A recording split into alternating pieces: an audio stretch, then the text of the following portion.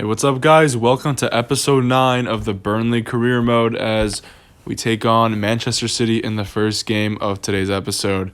And I would like to just let you guys know right before the game starts, if you could quickly drop a like and subscribe if you haven't, it would be much appreciated.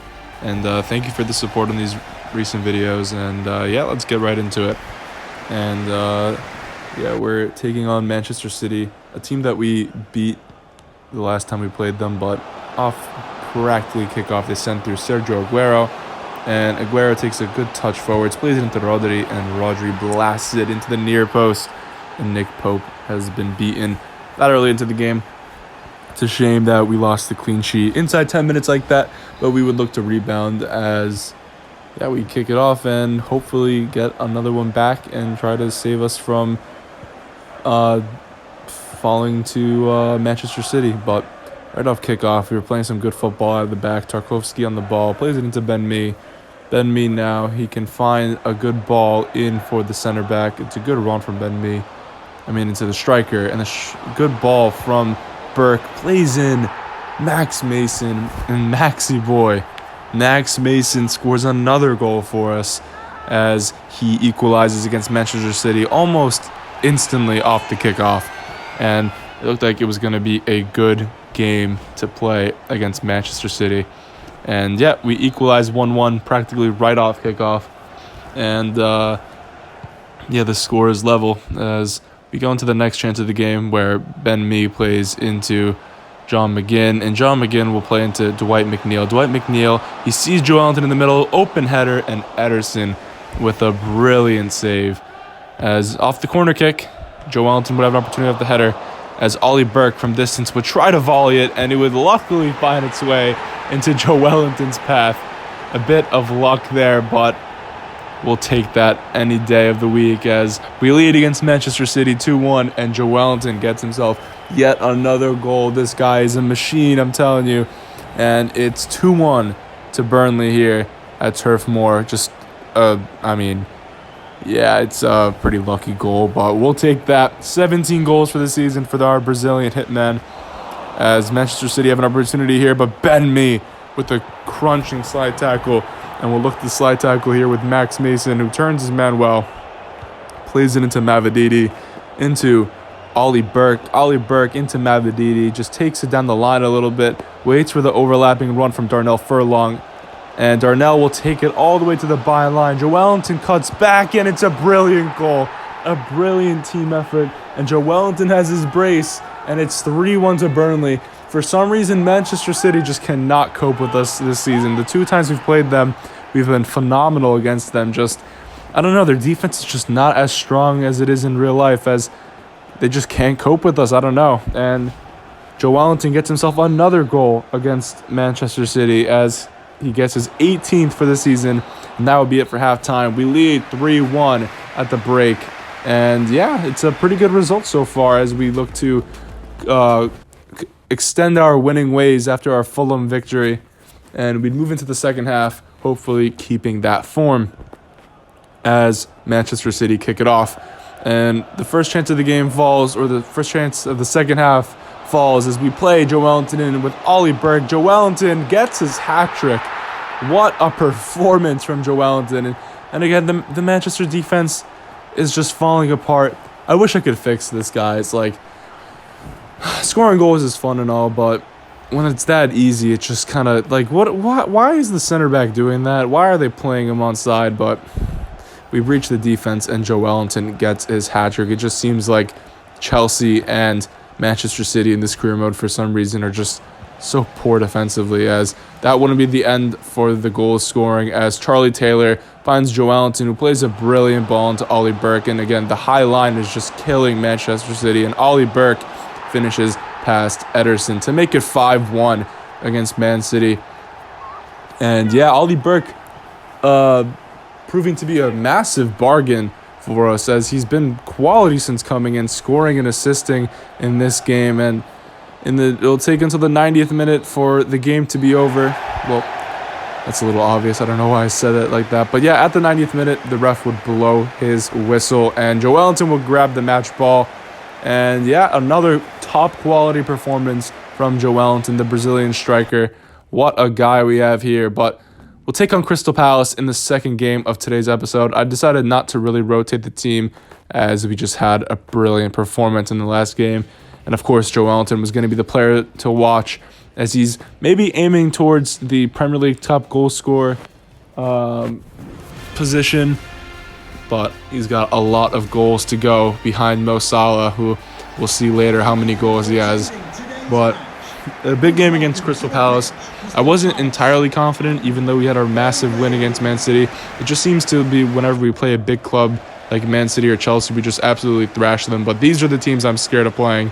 As inside the first 10 minutes, McNeil gets the ball out wide. He'll play it into the middle. Mavadidi there, but Ollie Burke on the rebound. Ollie Burke gets himself another goal. The Scotsman from Sheffield finding himself finally a home here at the Clarets, as he started his career at West Brom as a massive talent, never really solidified himself, even went into a loan spell in the La Liga side Alaves, and coming back to Sheffield, just not really finding a place where he can get constant game time and constantly, perform and be loved by fans. But I think we may find a place here in Burnley for him. But right off the kickoff, Zaha gets a great chance, and it's a great save in the end. As now we move into another chance with Ollie Burke, who plays in Ronald to make it 2-0.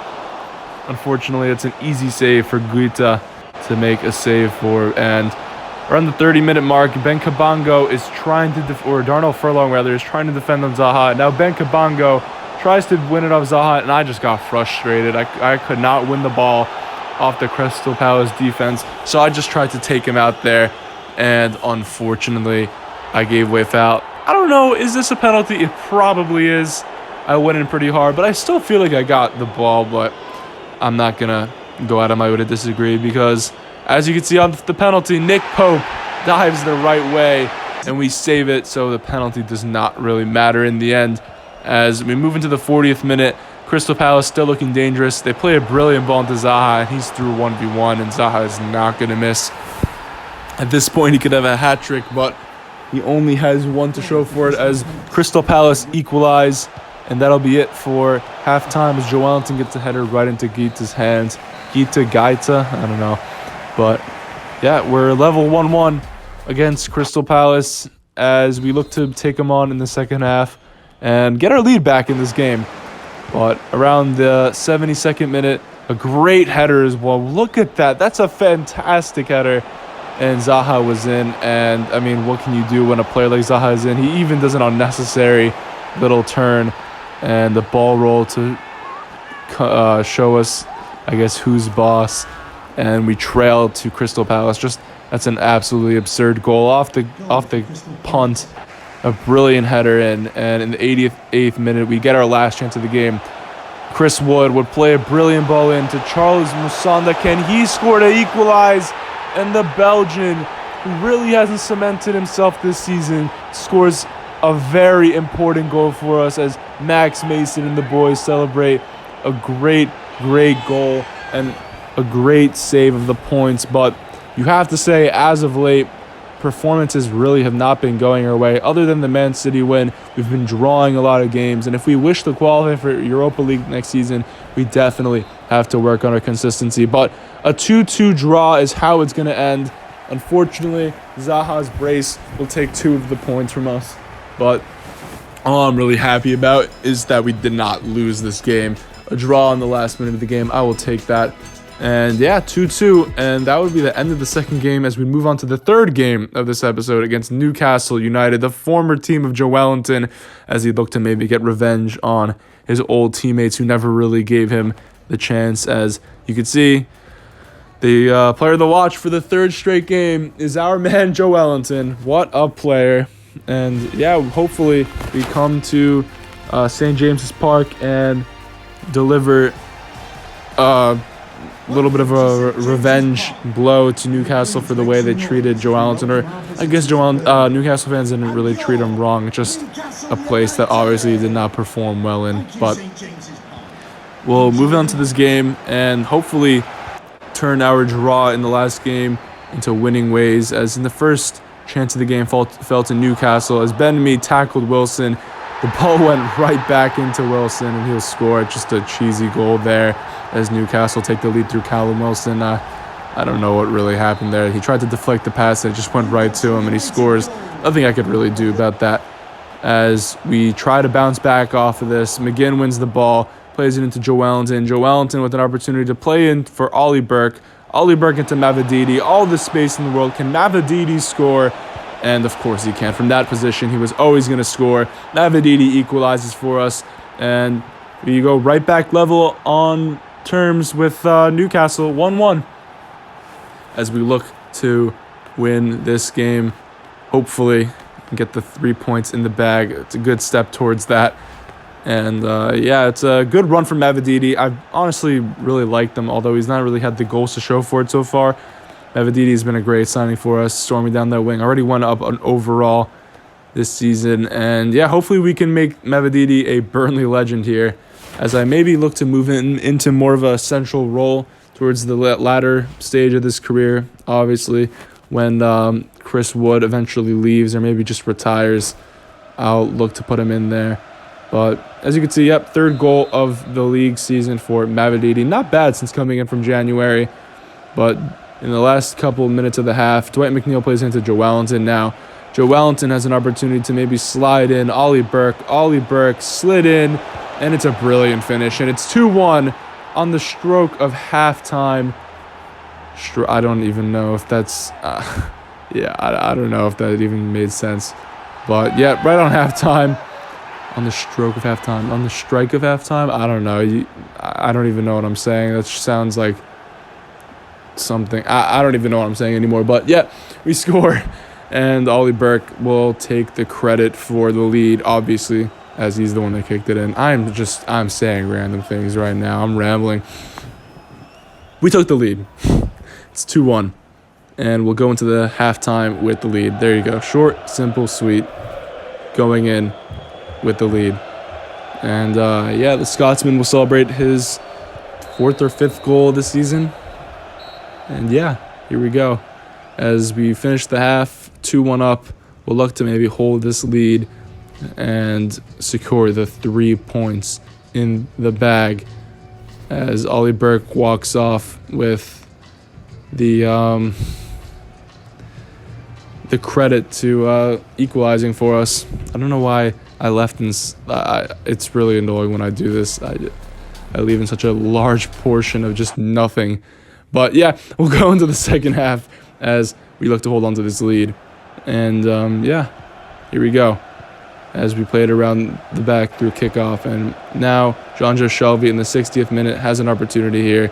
Callum Wilson plays a brilliant ball in for Ryan Fraser. And Ryan Fraser will chip Nick Pope. And it's a brilliant goal. And it gets Newcastle back on level terms. And just a great chip. Can't really do much about that, as Ryan Fraser punishes us for having... it's not really even really a high line, just committing too many players forwards there. And Nick Pope, I don't know, just in no man's land, really. Didn't come out too far. I think I tried to scare him by making him chip, but he got that chip perfectly executed there. The Scotsman scores, and Steve Bruce's men are back on equal terms with us as he scores his 2nd goal of the season. Just funny how that works. He scores an important goal for them, and it's only his 2nd goal of the season, but his pretty poor season, I guess, is turning into more of a better season as he gets an equalizer here against us, as Joelinton looks to maybe overturn this. But Jonjo Shelvey with a brilliant ball to the field, and look at that for a through ball. And Ryan Fraser will get his 3rd goal of the Premier League season and the 2nd goal of the game and score. And it would look like he would secure all 3 points for Newcastle as he runs to the Newcastle bench and celebrates with them. What can I do? Just perfect passes, and it's a brilliant finish on the near post. And maybe Nick Pope could have done better, but again, near post is just impossible to save in this game. And maybe if I had quicker fullbacks, I'd be able to catch up, but that's a problem that we have to solve in the latter stage of this career. But 3 goals for Ryan Fraser. It's another one for the Scotsman. It looks like Newcastle was going to come away with all 3 points here, unfortunately, as they take the lead. And As you'll soon see in a little bit, we take the kickoff, and I'm just going to explain it now, as you'll soon see. We score, and I did not have the footage. I did not have the live footage. So my thing can only record for 10 minutes at a time, and the 10 minutes literally ran out as soon as I scored. I had paused the game and talked to my mom and forgot to turn off the recording. And as soon as I scored, the recording ended. So, I mean, it's unfortunate, but you guys still saw the goal in the end. And Joe Wellington scores a brilliant goal, an equalizer. Not as dramatic if it were to be live, but at least you guys saw it. And I'm just going to also spoil it. I do that again. I forget to press record after 10 minutes had gone by. And the entire second half of the last game of this episode was not recorded. I'm sorry, guys. I don't know what's really been up with me. I've just been, I guess, a little forgetful. I'm going to make sure that doesn't happen for the next episode. And it's really annoying because the last game of this episode was an absolutely amazing game. I just missed the entire second half.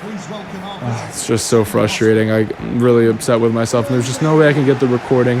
I even tried to record 5 minutes behind and it glitched and just didn't save. But anyway, we would take on Spurs at Turf Moor, and a brilliant double save from Nick Pope holds us 0-0, and they would have an opportunity through Bale off the free kick here, and I would drag a player to the line, and thank God I did so as we headed off the line in the end, as Tottenham would not take the lead. But we have an opportunity at the very end, and we get tackled, and that would be it for halftime. There was no opportunities in this first half. We defended very well, and Spurs could not break us down as we would go into the second half of this game, hoping to maybe steal a winner from them. As in the 50th minute, we get our first chance of the game. Joe Wellington taking the ball up the field into McGinn. McGinn now holding the ball pretty well. He plays it into Max Mason.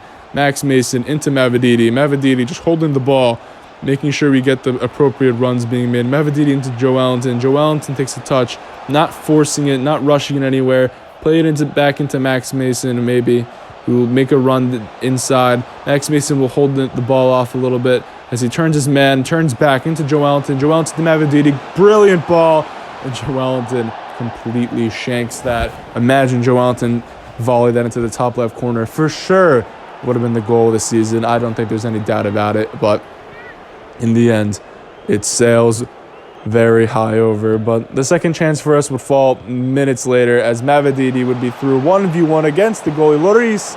What a save from the Frenchman. And that was just the type of game today was. And that's literally how the game would end. 0-0. I haven't had one of those in a while, but a 0-0 result for Burnley as we tie against Spurs. The team that I think we played our first game of the season against, who we also back-to-back 0-0 draws against Spurs, which I just realized that's pretty funny. And we could not beat Jose Mourinho's men as we go on to the next game of today's episode, and the second to last one against Arsenal, and we'd play them at home as they knocked us out of the FA Cup, and we look to get a revenge here in the fourth time we've played them this season. And they picked a very strong team to play us. But for some reason, they're sitting in, I think, around 9th place. But I don't think they should be, as you'll see from this game. Their play really disagrees with that. First chance of the game falls to Joe Wellington. That's collector's item there in front of the net. Joe Wellington hitting it right at the goalkeeper. But Cedric, a couple minutes later, will take the ball down the field with a brilliant run into Denny Ceballos. Ceballos plays a good ball in, and it fell to Gerard Moreno, and what a finish, man. What a finish. And Gerard Moreno would score against us yet again. I'm pretty sure he scored against us in the FA Cup game too. But on his left foot, deadly, lethal in the box. It's a brilliant finish, and he takes the lead 1-0 just like that, as Odegaard would then, a couple minutes later, take the ball up the field. Brilliant play. Gerard Moreno in front of the net. Shoots it right at Nick Pope, as we still have a little bit of hope here in the 41st minute, as it would be another attack for Arsenal, just completely dominating me. And look at that. I completely deserve that. I drag out Tarkowski way too much and then just find the ball in behind him. Gerard Moreno just not going to miss that. It's a brilliant finish yet again. And we are punished for poor defending, and it's 2-0 to Arsenal. Unfortunately, it does not look like we'd be getting any revenge in this game. They're just a different class. I don't know. Every time, it's not even me like playing poorly on purpose just because I like them in real life. It's just I literally like their passing play, especially with Nicola Pepe. Nicola Pepe in this game is ridiculous, so fast. And Odegaard, with his 5-star skills, he just never stops skilling, and I just cannot predict where he's going. And Gerard Moreno, literally, anytime he's on his left foot, would score. But that would be it for halftime. We'd be down 2-0, and Arsenal would take the lead against us. And I'm trying to think what happened between us in the first game. I don't think we beat them. This might be the one team we are yet to beat this season, as Arsenal would have another attack. And yeah, I kept trying to switch to Josh Tymon, I'm pretty sure. I kept trying to switch to him, and I just couldn't. Like, the play would not let me switch to Josh Tymon, so Gerard Moreno just ran through my entire team and got his hat-trick. Embarrassing, yeah, but what can you do? As Joelinton has an opportunity here to send in Mavididi. Mavididi, can he score against his old club? It's a great save from Leno. Unfortunately, it looks like we wouldn't even get a goal from this game. But Joelinton would win the ball off Cedric very well. Now Joelinton down the line, can he find someone in the middle? He finds Max Mason, gets a shot deflect. Joelinton will pass it back into Max Mason. Max Mason sends it in for Mavididi, and Mavididi does score against his old club. Fortunately, we'd get at least a goal from this game. That is literally all we would get. That would be the last chance for either team in this game. And yeah, 3-1 defeat to the Gunners. Just, again, we are not playing well as of late. I think we are 4 games straight without 3 points. A couple draws and a loss. Just not a good spell of games recently. We weren't losing a lot of them, but still, conceding a hat trick, it never feels nice in the end. But as you can see, Harrison Dobson, the massive goalkeeping talent we have, 87 to 93 potential. He wanted to leave the academy, and I was not prepared to let him cancel his contract. So I brought him up, as well as looking through some of the other academy players, and decided that we had a pretty big roster of academy players. And this would be our last youth academy report for the season, as we would look to maybe sign 1 or 2 more great players, but I was looking at the value in this one. The potential didn't really matter, but we found Lance Shepard, brought him into the academy. Pretty good value, pretty good potential, and I think he's the first striker we actually found from our monthly scouting report, but as you'll soon see when I go into his attributes, he is not suited for striker. But Nicholas Walsh, again, unfortunately, he has a great value, but pretty poor potential, 71 to 87. Hopefully that gets boosted up. And yeah, we have a lot of goalkeepers here, and I don't know, I was considering releasing a couple because in the end I have Nick Pope, Peacock Farrell, and then probably going to get rid of our third keeper, but we also have Dobson, Coles, and then one more. But I got rid of Wills. I looked at Lance Shepard's attributes, and you'll soon see great skills, great dribbling, pretty poor shooting. This guy is a winger, without a doubt.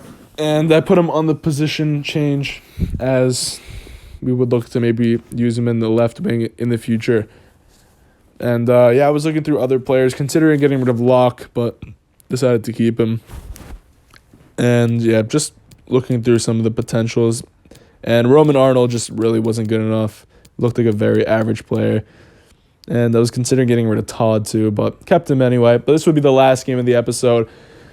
And this was a cracker of a game. I'm going to tell you straight up. I gave Harrison Dobson his debut because, why not? The season's almost over anyway. And Everton were last place, and they were 16th place in the league.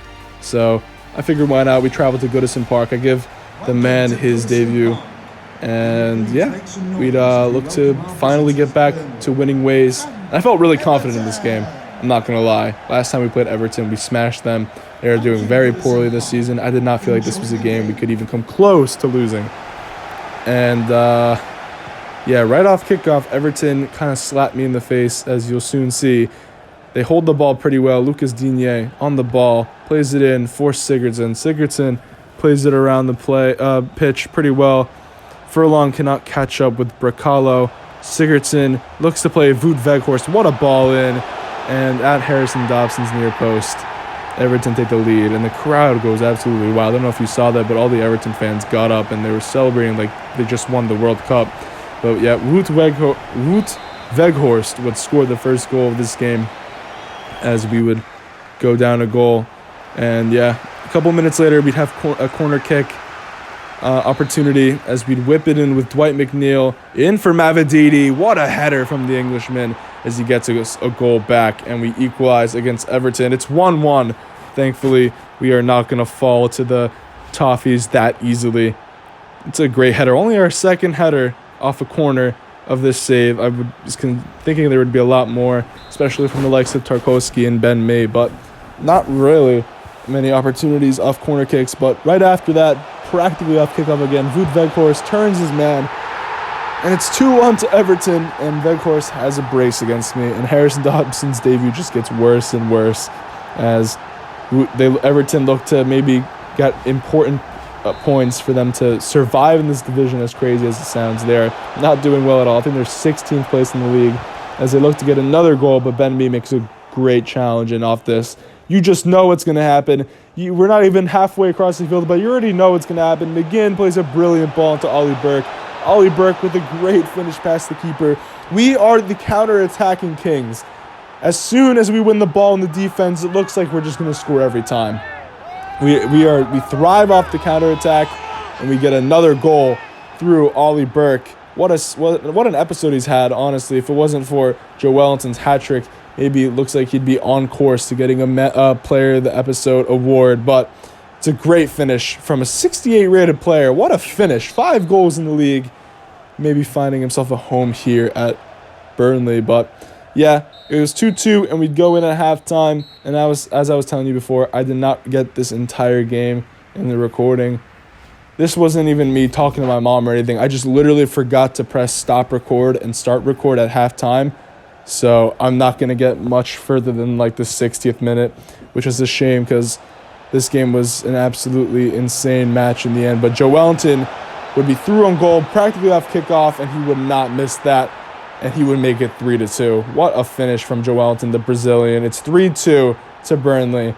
And yeah, we look like we are on course to get the 3 points. Of course, we were always the most powerful team going forwards, but just a couple defensive errors at the back stopped us from keeping the clean sheet in this game. But 3-2, we would be back in this game, or rather leading in this game again, as Joe Wellington gets his upteenth goal of the season. Just goals on goals on goals for this guy.